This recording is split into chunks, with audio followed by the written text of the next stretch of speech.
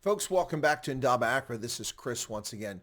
Sadly, the topic of today's video is farm murders, rural insecurity in South Africa, plus mod in South Africa. Well, just recently, AfriForum, the civil rights group in South Africa, released its annual report on farm attacks and farm murders in South Africa. And while some may view it as good news, it is hardly that at all.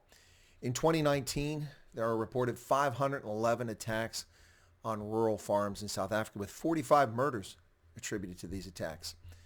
The number of attacks greatly declined in 2020, largely as a consequence that much of the country was locked up like prisoners for many months, beginning in late March, 27th of March, with a 21-day lockdown, which continues into 2021, now nearly a full year later. In 2020, as a consequence of the severe lockdown, the number of attacks on farms dropped to 382, some 511 in 2019 to 382 in 2020. However, the number of murders on farms went from 45 in 2019 to 63, 18 additional murders despite the lockdown. And the brutality of these murders were off the charts. The days of the week when these attacks and when these murders took place, the two most prominent days are Monday. 25% of all murders took place on a Monday. Perhaps people's guard is down as they prepare for the work week. Not certain what the cause of that is. And Saturday is the second worst day with 20%. So between Saturday and Monday, that's 45% of all murders are committed on those 2 days that are on farms. Now, when you look at the number of murders in South Africa of farmers in 2020, 63, it pales when you realize that nearly 60 South Africans are murdered each and every day throughout the year. But the impact of these murders is off the charts. These are people in a very productive segment of South Africa's economy, providing food security for South Africans. They're vulnerable, isolated, and easy targets, particularly with the withdrawal of the Commando Territorial Defense System, which played a role in law enforcement and helped reduce crime and also respond to farm attacks. This system was removed by the African National Congress over a decade ago, and we see the impact of it now with people suffering immensely and being attacked. Average number of people involved in these attacks is 2.5. Number of murders per week is 1.2. And the number of attacks take place every day is at least one attack each and every day in South Africa at 1.04. The province with the highest number of murders in 2020 was KwaZulu-Natal with 15, followed closely by the much physically smaller Gauteng province with 14 murders. Those with the fewest murders are the Western Cape with 2, the Northern Cape with 3, all from the same family, and Northwest, which reported no murders of farmers in 2020. This data compiled by AfriForum on the annual basis was released on the 17th of February 2021 for the year 2020.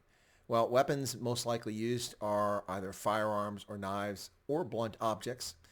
Many of these attacks, while the government claims they're not a priority, they're just ordinary crime, tend to be quite horrific terroristic attacks meant to frighten people off the land and chase them away. Before anyone starts to lay comments or claims about that, let's talk about some of the actual victims of these horrific murders that took place in 2020. First off, we'll start once the lockdown has been rescinded and eased a bit, which took place after the initial lockdown period. April, May, June into July. So starting in July, things really picked up with the brutality and the murders of farmers and their family members in rural South Africa. Let's start with July 2020 with Zakia Ahmadjan Ismail, a 26-year-old mother of 2 who was 4 months pregnant. They invaded her home and slit her throat and left her to die like a sheep. Indian.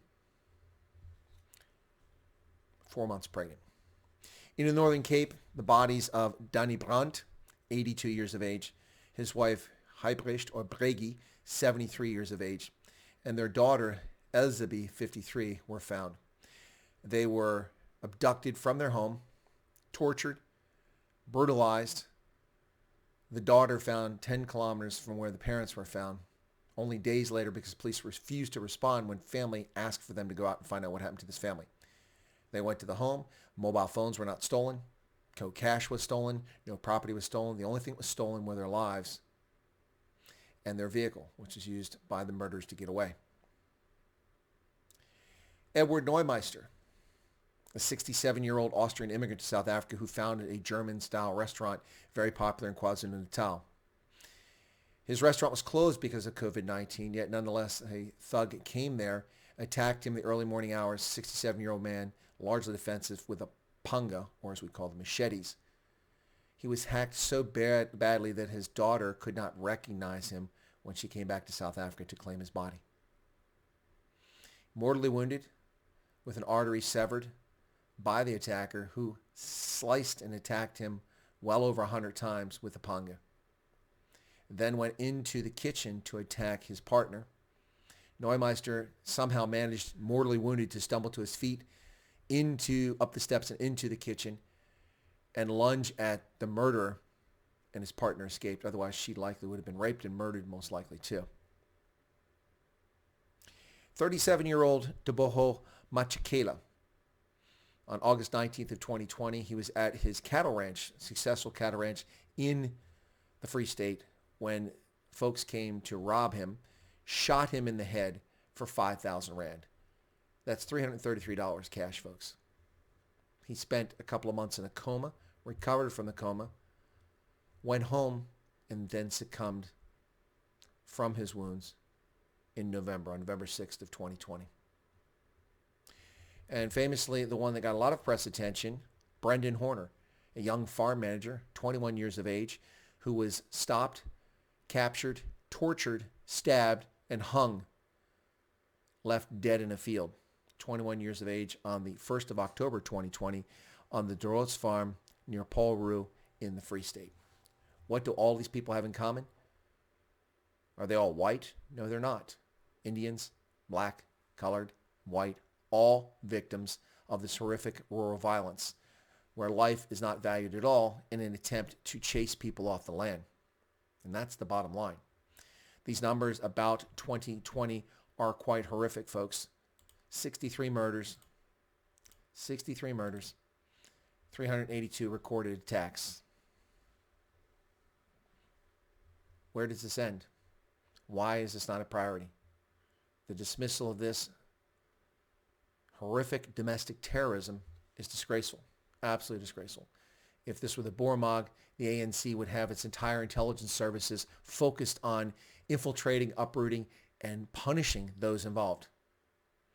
Yet virtually no effort is made to go after these criminal syndicates who come with body armor, cell phone jammers, wire cutters, news service weapons, and torture and murder people and take nothing, or take token things that usually aid in their escape and nothing more. This isn't simple crime. This is domestic terrorism meant to terrorize rural South Africans, whether they're white, black, colored, or Indian. Hashtag the world must know. The world must know about the horrific horrors of domestic terrorism unfolding in South Africa, which the African National Congress refuses to address, refuses to recognize, and its own president blatantly lies to the public with the media. Recall very vividly that Cyril Ramaphosa in early 2020 at the United Nations Summit told Bloomberg News that there are no farm murders in South Africa.